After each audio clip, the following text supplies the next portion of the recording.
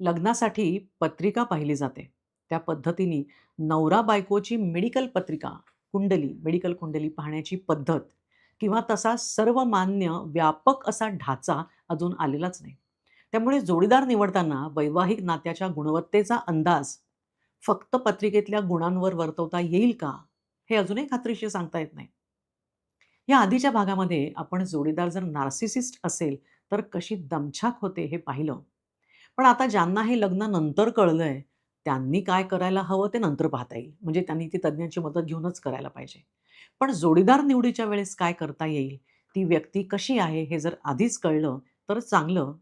कारण वैवाहिक नातेच्या गुणवत्तेला खाली आणणारा एक जो खूप मोठा स्वभाव दोष आहे, जो दुरुस्त होणं बऱ्यापैकी कठीण आहे, तो म्हणजे नार्सिसिझम.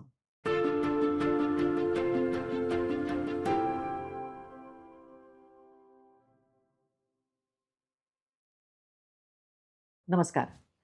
सायकॉलॉजी संडेजमध्ये मी डॉक्टर अनुराधा हरकरे. मी एक काउन्सिलर आणि सायकॉलॉजिस्ट आहे आणि माझ्यासोबत संपर्क साधायचा असेल तर डिस्क्रिप्शन बॉक्समध्ये लिंक दिली आहे. कुणाचेही जोडीदार किंवा पालक नार्सिसिस्ट असतील तर अवघड जागेचं दुखणं असतं. अर्थात वैद्यकीयदृष्ट्या लग्नापूर्वी एखाद्याला ती व्यक्ती नार्सिसिस्ट आहे किंवा नाही याचं निदान आपण करू शकत नसलो तरी पर्सनॅलिटी डिसऑर्डरशी संबंधित डायग्नोस्टिक आणि statistical manual of mental disorders म्हणजे DSMमध्ये वर्णन केल्याप्रमाणे जर काही लक्षणं दिसली जी नार्सिसिस्टिक लक्षणं आहेत, तर जोडीदार निवडण्याचा निर्णय डॉक्टरांशी बोलून पक्का करता येईल. परिपूर्ण वैवाहिक नात्याची हमी देण्याचा कोणताही मार्ग नसला, तरी जोडीदार निवडण्यापूर्वीच जाणीवपूर्वक जर काही बाबी बघितल्या गेल्या, तर समाधान देणारं, दीर्घकाळ टिकणारं असं नातं निर्माण होण्याची शक्यता ही लक्षणीयरित्या वाढते. अर्थात प्री मॅरिटल काउन्सिलिंगमध्ये कुठल्या बाबी एकमेकांशी लग्नापूर्वीच आवर्जून बोलायला हव्यात, याबद्दल मार्गदर्शन केलं जातंच. आणि सर्वसामान्य प्री मॅरिटल काउन्सिलिंगमध्ये सांगितल्या जाणाऱ्या बाबी, या व्यतिरिक्त जेव्हा त्या जोडीदाराचं जेव्हा आपण भेटत बोलत असतो, तेव्हा त्या संभाव्य जोडीदाराचं वागणं किंवा एकूण व्यक्तिमत्व कसं आहे, याच्याकडेही थोडंसं निरीक्षण करायला हवं, लक्ष द्यायला हवं, एवढं मात्र आपल्याला बघता येतं. आणि म्हणूनच आजचा भाग पूर्ण बघा, कारण जर असं म्हणजे आपल्याला वाटलं, की त्यांचं वागणं असं आहे, तर आपणच तो नार्सिसिस्ट आहे असं न ठरवता एखाद्या सायकियाट्रिस्टला भेटून ठरवायला पाहिजे, की आता काय करायला हवं? म्हणजे आपल्याला जे वाटतंय ते खरं आहे का? तरीही काही आपल्याला लक्षणं दिसतात ती अशी. नार्सिसिस्ट व्यक्ती ओळखण्याचा पहिला हुकमी एक्का म्हणजे त्यांचं वागणं जे बऱ्यापैकी टिपिकल असतं. पण ते रोमॅन्टिक पिरियडमध्ये नाही, तर माईल्ड स्ट्रेसमध्ये कसं असतं हे पाहायचं. मग त्यासाठी काय करायचं?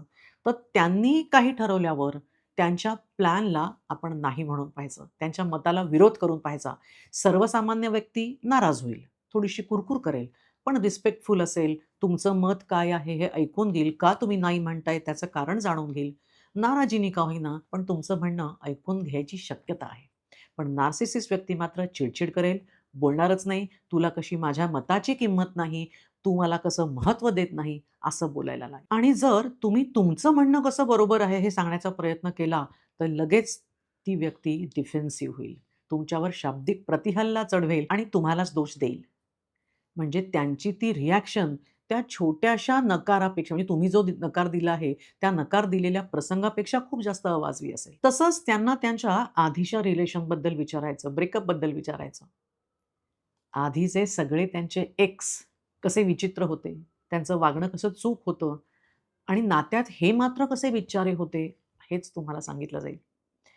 हा प्रश्न जर साधारण हेल्दी व्यक्तीला विचारला, म्हणजे सर्वसामान्य व्यक्तीला विचारला, तर बहुतांश वेळेस आपलं फार काही चुकत नव्हतं असं हे आपण सांगू शकतोच, पण त्याची तीव्रता कमी असते. शिवाय ती सर्वसामान्य व्यक्ती आपल्या अपेक्षा कशा वेगळ्या होत्या, आमचं जुळत नव्हतं, आमचे विचार पटत नव्हते आणि कुठेतरी आमचंही त्या नात्यामध्ये कसं चुकलं हे सांगण्याचा प्रयत्न करेल. त्या नात्यातून मी काय शिकलो किंवा शिकली ह्यावर ती व्यक्ती बोलेल. याशिवाय नार्सिसिस्ट लोक ओळखण्याचा अजून एक मार्ग म्हणजे त्यांचं पब्लिकली आणि प्रायव्हेटमध्ये असलेलं वागणं.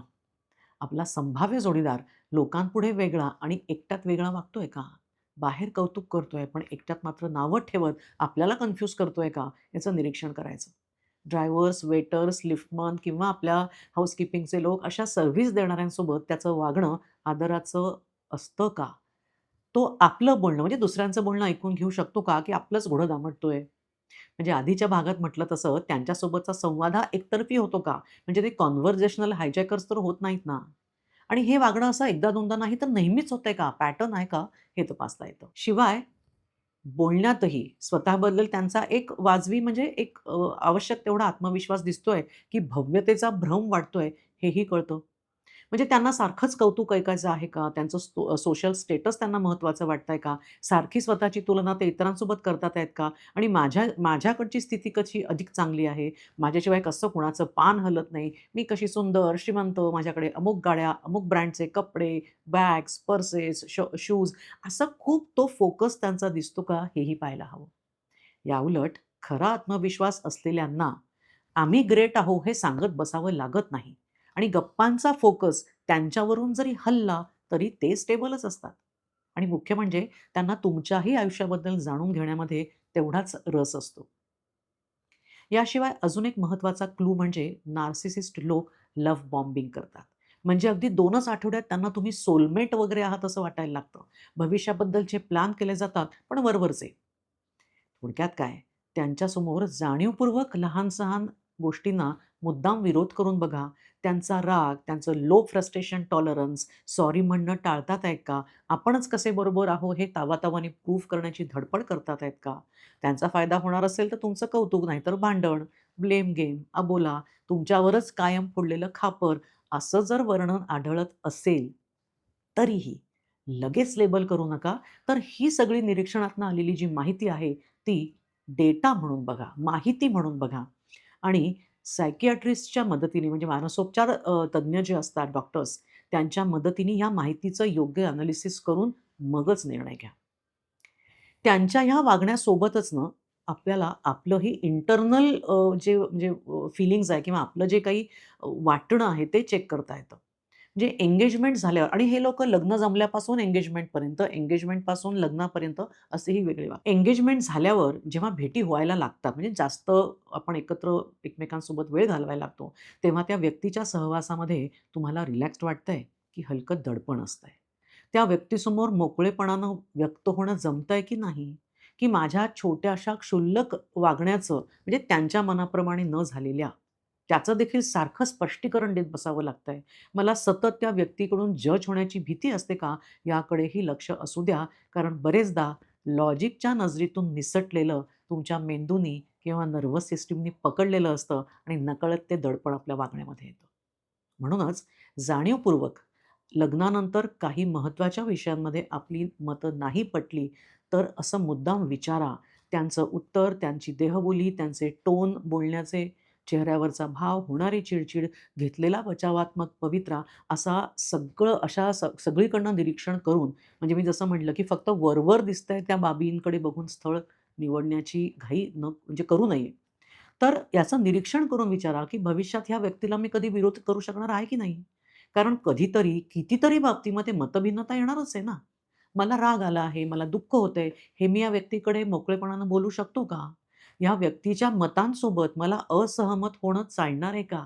अशा अनेक बाबतीत विचार करून निर्णय घ्या. म्हणूनच केवळ फक्त रोमॅन्टिक काळातील वागण्याला भुलून निर्णय नक्की करू नका. चट मंगनी पट ब्याह असं करू नका.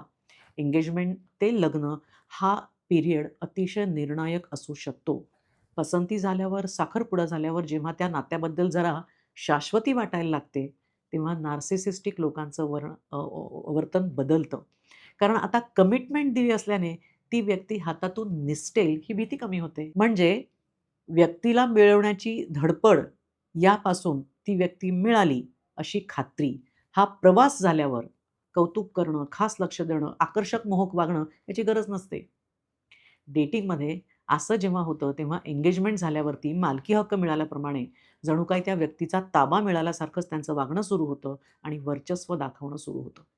मग अमुक मुलाशी का बोललीस? बघू कुणाला मेसेज पाठवला. लग्नानंतर नाही चालणार हे मला.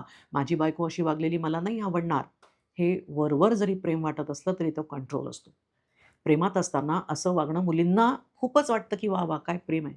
पण तसं नाही. तेव्हा असं जर आपल्याला काही कळलं, की हे काही आपल्याला स्थळ वरवर चांगलं दिसत असलं, तरी स्वभाव दोष काहीतरी आहे, जो तज्ञांशी बोलून आपण बऱ्यापैकी नक्की केलेला आहे.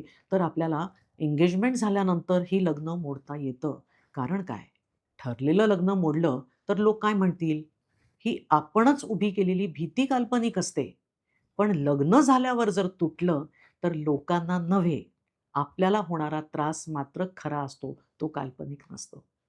म्हणूनच कदाचित आधीच्या काळात म्हणजे अगदी काही वर्षांपूर्वीपर्यंत संपूर्ण कुटुंब एकमेकांना भेटत असे. ते याच कारणासाठी, की एकट्याने निरीक्षण करण्यापेक्षा जास्त लोकांच्या निरीक्षणातून गोष्टी सुटण्याचे चान्सेस कमी असायचे. आणि ते देखील अनुभवी आणि ज्येष्ठ मंडळींकडून झालेल्या निरीक्षण. पण सध्याच्या ट्रेंड्सनुसार पालकांच्या भेटीआधी तुम्ही जर एकट्याने भेटणार असाल, तर ह्या सगळ्या गोष्टी डोक्यात असू द्या. म्हणजे काय? जोडीदाराची निवड करताना तुमचे सगळे सेन्सेस जागृत ठेवा. अनसेड गोष्टींना ऐकण्याचा प्रयत्न करा. कारण की नार्सिसिस्टिक लोकांसोबत आयुष्य घालवणं सोपं नाही. तेव्हा हा व्हिडिओ जास्तीत जास्त लोकांपर्यंत पोहोचवा. So stay tuned and thanks for watching.